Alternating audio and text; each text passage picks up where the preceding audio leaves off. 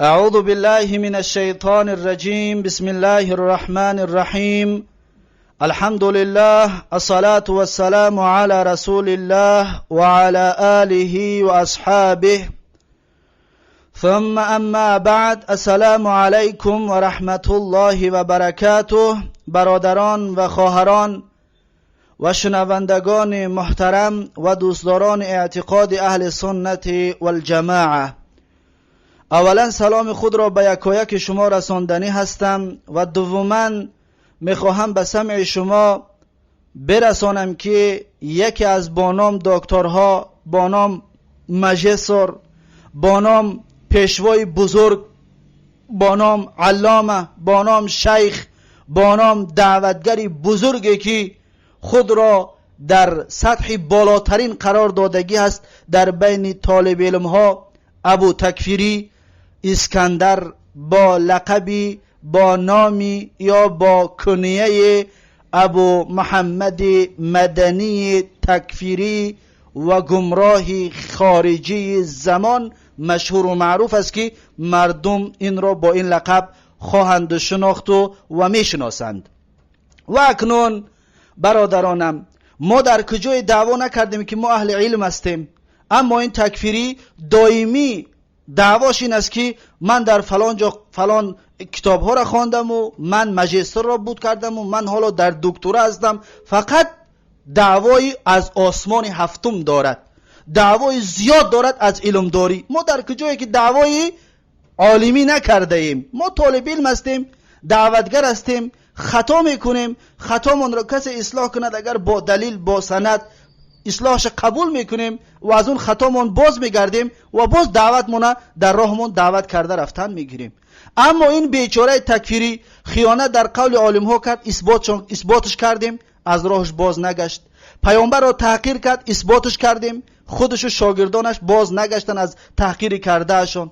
و بالای همه نام های عالم ها را و در حق عالم ها چقدر خیانت ها و در حتی نام های عالم ها را درست گرفتن، اینها را یک جانب بگذارید.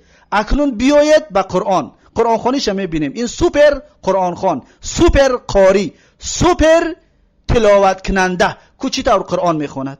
آیا قرآنی که این میخواند، کلماتی که این میگوید در قرآن ما وجود دارد؟ بیایید این را یک بار گوش بکنیم. این ماجستر را، این دکتر را، من یک طالب علم اکنون دکتر را مورد تحقیق قرار میتیم، قرائت‌هایش را و سخن‌هایش را. ای دکتر، از این روز در مردنت به کاش میمردی در کودکیت که غم تو تا به امروز خلاص شدگی بود، اما نمردی و اکنون حالا مشکلاتت بالای مسلمان ها آمده است و بالای مسلمان ها چقدر فتنه را انداخته ایستاده ای. خب اکنون بیایید گوشش کنیم که این چی میخواند، از کجا میخواند، آیا از قرآن ما میخواند؟ بیایید گوشش میکنیم. اولا که این آیاتایی که این میخواند گویا که در سوره مائده آیت 5 میباشد و گویا که از همون آیت میخواند، لیکن حالا دقت میتیم که چی را میخواند. بیا ابو تکفیری اسکندر بخوان که گوشت کنم. والمحسنات من المؤمنات والمحسنات من الذين اوتوا الكتاب حل لكم.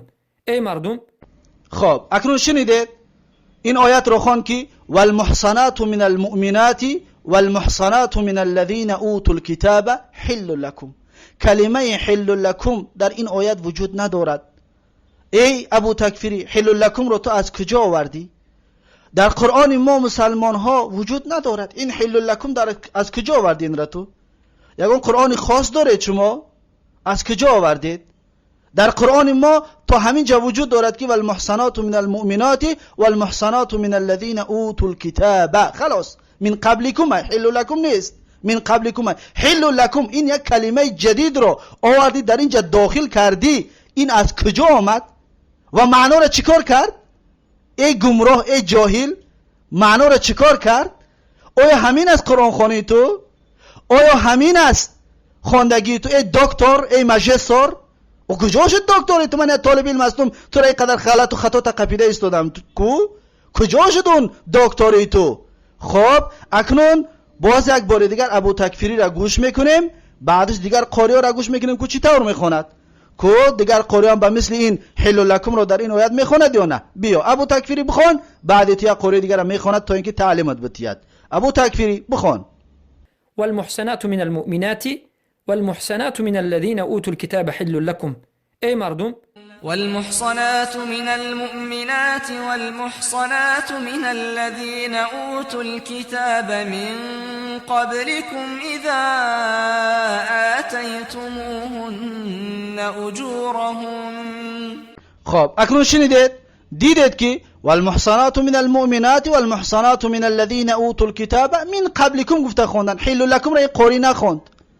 پس این ابو تکفیری این قول رو از کجا آورد؟ حل لکم رو از کجا خونده ای ابو تکفیری؟ بیا باز ابو تکفیری یک بار دیگر بخون، بعد تو با دیگر قوری را گوش میکنیم. شاید این قوری هم خطا کرده باشد، دیگر قوری را گوش میکنیم که رنگی تو میخوند به مثل تو میخوند. بیا ابو تکفیری بخون. والمحسنات من المؤمنات والمحسنات من الذين أوتوا الكتاب حل لكم. ای مردم، والمحصنات من المؤمنات والمحصنات من الذين أوتوا الكتاب من قبلكم إذا آتيتموهن أجورهن محصنين غير مسافحين. خب شنیدید، این هم حل لکم رو نخوند، حل لکم نبوده است. پس تی ابو تکفیری این کلمه حل لکم رو از کجا آوردی؟ ای دکتر، ای سوپر قرآن خوان، ای سوپر قاری، تو از کجا آوردی این رو؟ آخه در قرآن نیست کو، قاری رو نمیخوند کو، تو از کجا آوردی؟ الله تبارک و تعالی وقتی که زدت، الله وقتی که خار و ذلیلت که کرد، ان همین طور خارت میکند. دیدی اکنون شرمندگی چی است؟ کلمه ای را در قرآن میاره که در قرآن وجود ندارد. دیگرها را چی میگویی؟ آیا سخنات در یادت هست؟ قرآن را خوانده نمیتواند میگفتی نه؟ خودت خوانده نمیتوانی کو، خوانده نمیتوانی اوسو بسته کلمه را خوش میکنی کو، کلمه نو میاری کو. از کجا میاری این کلمه را؟ ای گمراه، ای جاهل، از کجا آوردی این کلمه را؟ از الله بترس، توبه بکن به سوی الله از این خطا و از این گمراهی هایت. مردم را امان بده، مردم را نجات بده، مردم را دور بگردان. ای ابو تکفیری، ای اسکندری گمراه، از الله بترس. اکنون این یکم ویدیو بود. میبینیم که ابو تکفیری این قرآن را غلط خواند و خطا خواند و کلمه را در قرآن قوش کرد. آیا از این خطا و غلط و از این بدبختیش توبه میکند یا نه؟ انتظار میشویم توبهش رو، یا انتظار میشویم جوابش رو. یا بیا ای ابو تکفیری اثبات بکن که در این آیت حل لکم در کجا است؟ والمحصنات من المؤمنات والمحصنات من الذين اوتوا الكتاب حل لكم. انا همین طور آیت بیاو. حل لکم در دیگر جا هست، لیکن انا همین طور آیت بیاو که در دوام انا همین باشد.